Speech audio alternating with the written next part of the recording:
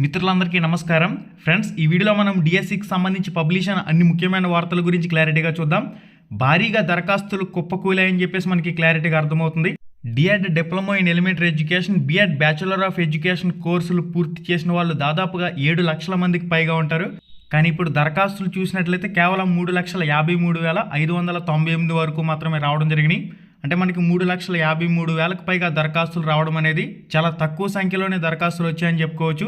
అంటే DEd BEd కోర్సులు పూర్తి చేసిన వాళ్ళు దాదాపుగా 7 లక్షల మందికి పైగా ఉంటారు. ఇక ఒకే అభ్యర్థి 4 పోస్టుల నుంచి 5 పోస్టుల వరకు కూడా అప్లై చేసే అవకాశం అయితే ఉంటుంది.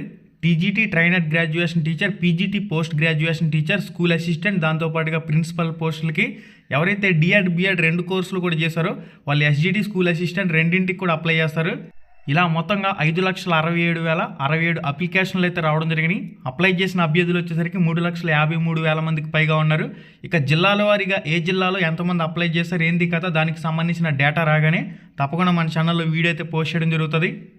డిఎస్సి కన్వీనర్ కృష్ణారెడ్డి గారు ఒకే జిల్లా ఒకే పేపర్ అంశంపై లక్షలాది మంది నిరుద్యోగ అభ్యర్థులు అయితే ఆందోళన వ్యక్తం చేస్తూ ఉన్నారు. వినతి పత్రాలు మీకు సమర్పిస్తూ ఉన్నారు. తెలంగాణలో 11,000కు పైగా టీచర్ పోస్టుల భర్తీ చేసేటప్పుడు సెపరేట్గా జిల్లాకి ఒక పేపర్ ఏ విధంగా నిర్వహించారో అదేవిధంగా ఆంధ్రప్రదేశ్లో కూడా డిఎస్సి పరీక్షలు అనేవి ఒకే డిస్ట్రిక్ట్ ఒకే పేపర్లో నిర్వహించాలి. దీనిపై విద్యాశాఖ మంత్రి నారా లోకేష్తో మీరు చర్చ అఫీషియల్గా ప్రెస్ మీట్ పెట్టి అనౌన్స్ చేయవలసిన అవసరం అయితే ఉంది. ఒకే జిల్లా ఒకే పేపర్పై చాలామంది నిరుద్యోగ అభ్యర్థులు అయితే ఆందోళన వ్యక్తం చేస్తున్నారు. ఇక మనకి డిఎస్సికి సంబంధించి వెబ్సైట్లో చూసినట్లయితే ఆన్లైన్ అప్లై ప్రాసెస్కి సంబంధించిన ఆప్షన్ అనేది తీసివేయడం జరిగింది. ఆన్లైన్ అప్లికేషన్స్ ఆర్ క్లోజ్డ్ అని చెప్పేసి కూడా క్లారిటీగా రావడం జరుగుతుంది. అప్లికేషన్స్ ఆర్ క్లోజ్డ్ అని చెప్పేసి కూడా మనకి ఇక్కడ అప్డేట్ అయితే అయ్యి ఉంది. ఆల్రెడీ ఎవరైతే అప్లై చేశారో వాళ్ళు మాత్రమే క్యాండిడేట్ ఐడి అదేవిధంగా పాస్వర్డ్ ఇక్కడ వెరిఫికేషన్ క్యాప్చా ఎంటర్ చేసుకుని లాగిన్ అయ్యి మీ అప్లికేషన్ మీరు ప్రింట్ తీసుకునే అవకాశం అయితే ఉంటుంది. ఆల్రెడీ అప్లై చేసిన వాళ్ళకి సంబంధించి మాత్రమే క్యాండిడేట్ లాగిన్ అయ్యే అవకాశం ఉంటుంది తప్ప కొత్తగా ఎవరైతే అప్లై చేయాలనుకుంటున్నారో వాళ్ళకి సంబంధించి ఎటువంటి అప్లై చేసే అవకాశం అయితే ఉండదు. ఆన్లైన్ అప్లై గడువు అయితే మే 15వ తారీఖు అర్ధరాత్రితో కంప్లీట్ కావడం జరిగింది. ఇది మనకి డిఎస్సికి సంబంధించిన కంప్లీట్ వెబ్సైట్. మే 20వ తారీఖు నుంచి ఆన్లైన్ మాక్ టెస్ట్లు అయితే వెబ్సైట్లో అందుబాటులోకి వచ్చే అవకాశం అయితే ఉంటుంది. ఇక మే 30వ తారీఖు నుంచి షెడ్యూల్ ప్రకారం హాల్ టికెట్లు డౌన్లోడ్ చేసుకునే అవకాశం అంటూ కూడా ఇవ్వడం జరిగింది. ఇక డిఎస్సికి సంబంధించిన పరీక్షలు అనేవి జూన్ 6 నుంచి జూలై 6 అని చెప్పేసి మనకి ఇచ్చిన షెడ్యూల్ ప్రకారం అయితే ఉంది. నెక్స్ట్ అప్డేట్ వచ్చేసరికి కూటమి ప్రభుత్వ నిబంధనలతో 3 లక్షల మంది డిఎస్సికి అవకాశం కోల్పోతున్నారంటూ కూడా ఒక పాయింట్లో మెన్షన్ చేస్తున్నారు. డిఎస్సికి 5.67 లక్షల దరఖాస్తులు, అంటే డిఎస్సికి సంబంధించి 5,67,000 వరకు దరఖాస్తులు అయితే అందినట్లు సమాచారం. దరఖాస్తుల గడువు ముగింపు అసంబద్ధత నిబంధనలతో అవకాశం కోల్పోయిన 3 లక్షల మంది, దాదాపుగా 20,000 మంది సిబిఎస్ఈ అభ్యర్థులకు అన్యాయం అంటూ కూడా మనకి ఇన్ఫర్మేషన్లో ఉంది. ఆల్రెడీ ఈ సిబిఎస్ఈ అదేవిధంగా నేషనల్ బోర్డ్స్లో ఎవరైతే 10వ తరగతి చదివేటప్పుడు ఫస్ట్ లాంగ్వేజ్ అనేది తెలుగు ఉండదు, ఇంగ్లీష్ కానీ ఇతర లాంగ్వేజ్లు కానీ ఉంటాయి. సెకండ్ లాంగ్వేజ్ అనేది తెలుగు కింద చదువుతారు. వీళ్ళకి సంబంధించి డిఎస్సికి దరఖాస్తు చేసుకునే అవకాశం అయితే కల్పించలేదు. ఫస్ట్ లాంగ్వేజ్ తెలుగు పెడితేనే అప్లికేషన్ అనేది ముందుకు వెళ్ళింది, లేకపోతే అక్కడితోనే అప్లికేషన్ అనేది స్టాప్ అయిపోవడం వీళ్ళందరికీ కూడా తీవ్ర స్థాయిలో అన్యాయం జరుగుతుందని చెప్పుకోవచ్చు. గత 2024 ఫిబ్రవరిలో ఇచ్చిన డిఎస్సి నోటిఫికేషన్లో మీడియం నిబంధన లేకపోవడంతో సిబిఎస్ఈ అభ్యర్థులు దరఖాస్తు చేసుకున్నారు. అలాంటప్పుడు టెట్ కిందకు అవకాశం ఇవ్వడం, డిఎడ్ బిఎడ్ కోర్సులు ఎందుకు చేసేందుకు అవకాశం ఇవ్వడం అంటే అభ్యర్థులు గగ్గోలు పెడుతున్న పరిస్థితి. వీరి ఆవేదనను ఎవరు కూడా పట్టించుకోవడం లేదు. ప్రభుత్వం చాలా మొండిగా ఉంది. దాదాపుగా 7 లక్షల మంది డిఎడ్ బిఎడ్ కోర్సులు పూర్తి చేసిన అభ్యర్థులు అయితే ఉన్నారు.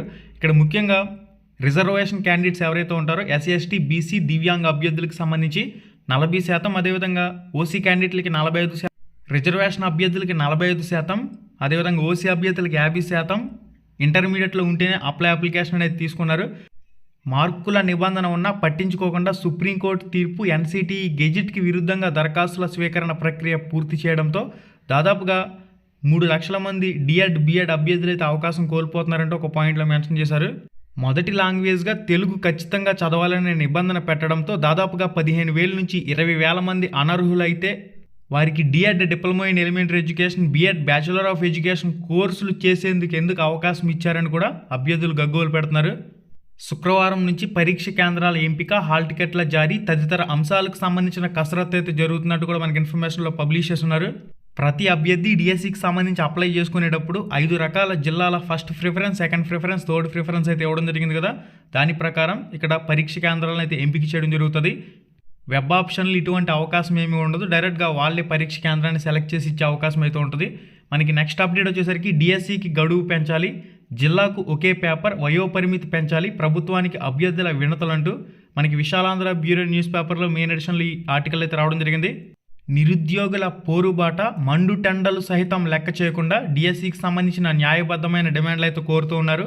ఒకే జిల్లా ఒకే పేపర్లో తెలంగాణ ప్రభుత్వం ఏ విధంగా నిర్వహించిందో 11,000కు పైగా డిఎస్సి టీచర్ పోస్టుల భర్తీకి సంబంధించి అదే విధానాన్ని నిర్వహించాలని చెప్పేసి న్యాయబద్ధంగా కోరుతున్నప్పటికీ ప్రభుత్వం తీవ్ర మొండి వైఖరితో ఉంది.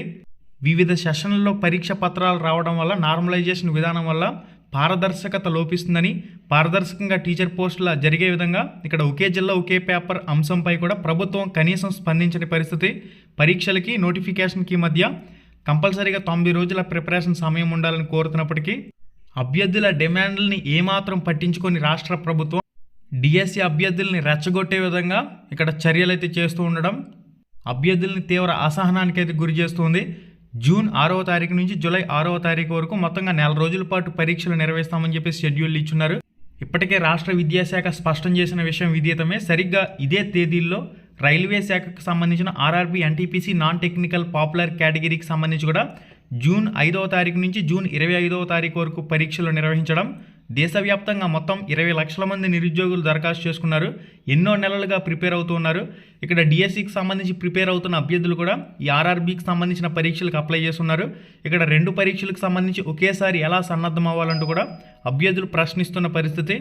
దీంతోపాటు కానిస్టేబుల్ మెయిన్స్ పరీక్షకు సంబంధించి కానివ్వండి, APPSC, Andhra Pradesh public service commission, forest range officer పోస్టులకు సంబంధించి కానివ్వండి, జేఎల్డిఎల్కి సంబంధించి కానివ్వండి, అన్నీ కూడా ఈ జూన్ నెలలోనే పరీక్షలు నిర్వహించడం వల్ల డిఎస్సికి సంబంధించి సన్నద్ధం అవ్వాలా లేదా ఇతర పరీక్షలకు సన్నద్ధం అవ్వాలనే అంశంపై కూడా అభ్యర్థులు తీవ్ర స్థాయిలో ఆందోళన చెందుతున్న పరిస్థితి అంటూ కూడా మనకి ఇన్ఫర్మేషన్లో ఉంది. మనకి నెక్స్ట్ అప్డేట్ వచ్చేసరికి నిన్న బహిరంగ సభలో విద్యాశాఖ మంత్రి నారా లోకేష్ ఒక మాట అయితే అంటూ ఉన్నారు. డిఎస్సి ఆపేందుకు సుప్రీంకోర్టుకు వెళ్ళారంటూ డిఎస్సి అంశాన్ని అయితే రాజకీయం చేస్తూ ఉన్నారు. ఈ డిఎస్సి టీచర్ పోస్టుల భర్తీ అంశాన్ని రాజకీయ రంగులు పులమొద్దు, దయచేసి ఈ డిఎస్సికి రాజకీయ రంగులను అంటించొద్దు ఎట్టి పరిస్థితుల్లో. గతంలో డిఎస్సి అభ్యర్థుల్ని లెక్క చేయకుండా, డిఎస్సి అభ్యర్థుల్ని పట్టించుకోకుండా, డిఎస్సి నోటిఫికేషన్ సక్రమంగా టైంకి ఇవ్వకపోవడం వల్ల జగన్మోహన్ రెడ్డి డిఎస్సి అభ్యర్థుల దెబ్బకి ఏమయ్యారనేది కూడా అందరికీ తెలిసిందే. Rule of NCT, national council for teacher education ప్రకారం ప్రతి 6 నెలలకు ఒకసారి టెట్ జరగాలి. డిఎస్సికి ముందు నెల రోజుల్లో టెట్ పెట్టి తర్వాత డిఎస్సి పరీక్షలు నిర్వహించాలని చెప్పేసి అభ్యర్థులు మీకు విజ్ఞప్తులు చేసినా పట్టించుకోని సందర్భంలో కొంతమంది టెట్కి సంబంధించి నోటిఫికేషన్ ఇవ్వాలంటూ సుప్రీంకోర్టుని ఆశ్రయించినట్లు సమాచారం అయితే అందుతుంది. ఈ విషయాన్ని మీరు రాజకీయం చేస్తూ వైసీపీ ప్రభుత్వం సుప్రీంకోర్టుకు వెళ్లేలా చేసిందంటూ ఇటువంటి వ్యాఖ్యలు చేయటం అనేది ఏమాత్రం సరికాదు. డిఎస్సికి రాజకీయ రంగులు పులమడం కూడా ఏమాత్రం సరికాని అంశం. ముందు డిఎస్సి అభ్యర్థులు మీ ముందు పెట్టిన న్యాయబద్ధమైన డిమాండ్లను పరిశీలన చేయండి. ఒకే జిల్లా ఒకే పేపర్ పెట్టాలని చెప్పేసి అభ్యర్థులు కోరుతున్నారు. దయచేసి ఇటువంటి విద్యా సంబంధిత విషయాలపై మీరు స్పందించాలి విద్యాశాఖ మంత్రి గారు. డిఎస్సి ప్రిపరేషన్కి మరొక 45 రోజుల సమయం పొడిగించాలని అభ్యర్థులు కోరుతున్నారు. ఇటువంటి విషయాలపై మీరు స్పందించాలి, క్లారిటీ ఇవ్వాలి. వయోపరిమితిని 47 సంవత్సరాలకి పెంచాలని కోరుతున్నారు. ఈ విషయంపై మీరు మాట్లాడాలి. సిబిఎస్ఈ అభ్యర్థులకి డిఎస్సిలో అవకాశం లేకుండా చేశారు. ఈ విషయంపై మీరు మాట్లాడాలి. గత తెలంగాణ ప్రభుత్వంలో డిఎస్సి నిర్వహించినప్పుడు రిజర్వేషన్ క్యాండిడేట్లకి 40%, ఓసీ క్యాండిడేట్లకి 45% నిబంధన పెట్టారు. దానికి మీరు విరుద్ధంగా రిజర్వేషన్ క్యాండిడేట్లకి 45%, ఓసీ క్యాండిడేట్లకి 50% అనే నిబంధన ఇంటర్మీడియట్లో పెట్టారు. దీని గురించి మీరు మాట్లాడాలి. 7 సంవత్సరాలుగా డిఎస్సి నోటిఫికేషన్ లేదు. వయోపరిమితికి సంబంధించి 47 సంవత్సరాలకి పొడిగిస్తే మీకు ఏమవుతుంది? తెలంగాణలో 46 సంవత్సరాలకి పొడిగించారు కదా, మీకు పొడిగించేందుకు ఏంటి ఇబ్బంది అనేది డిఎస్సి అభ్యర్థుల ప్రశ్న. దీనిపై మీరు స్పందించాలి. Rule of NCT, national council for teacher education ప్రకారం ప్రతి 6 నెలలకు ఒకసారి టెట్ జరగాలి. మీరు టెట్ అదేవిధంగా డిఎస్సికి సంబంధించిన నోటిఫికేషన్లు సెపరేట్గా 2 ఒకేసారి విడుదల చేసి ముందు 45 రోజుల్లోపు టెట్ పరీక్షలను పూర్తి చేసి డిఎస్సికి సంబంధించి కంటిన్యూస్గా ఒక 45 రోజుల సమయం ఇచ్చి పరీక్షలు పూర్తి చేసే విధంగా అందరికీ ఆమోదయోగ్యమైన డిఎస్సి ప్రణాళికను మీరు ఎందుకు సిద్ధం చేయలేకపోయారు?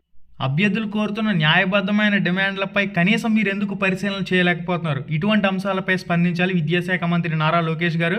దయచేసి రాజకీయంగా ఈ డిఎస్సిని వాడుకోవద్దు. అభ్యర్థులందరూ కూడా ప్రిపరేషన్లో నిమగ్నమై మీ ప్రిపరేషన్ని మరింత రెట్టింపు ఉత్సాహంతో ముందుకు తీసుకువెళ్ళండి. ఇక్కడ డిఎస్సిలో టీచర్ పోస్ట్ మిస్ అయిందంటే నెక్స్ట్ మనకి సర్పంచ్ పోస్ట్ అయితే వస్తుంది. మొత్తం ఆ పార్టీ లేదు ఈ పార్టీ లేదు, ఎవరిని కూడా లెక్క చేయవలసిన పని లేదు. ఆ పార్టీ వాడికి ఈ పార్టీ వాడికి ఎవరికి కూడా కమ్ము కావాల్సిన పని లేదు. డైరెక్ట్గా డిఎస్సి అభ్యర్థులే గట్టిగా నిలబడి డిఎస్సి పోస్ట్ మిస్ అయితే సర్పంచ్ పోస్ట్ కొట్టండి. అప్పుడు మాత్రమే ఈ రాజకీయ నాయకులకు బుద్ధి వస్తుంది. ఓకే గైస్, ప్రతి ఒక్కరు కూడా ప్రిపరేషన్లో ఉండండి. మళ్ళీ వీడియోలో మళ్ళీ కలుసుకుందాం. శుభం, ధన్యవాదాలు.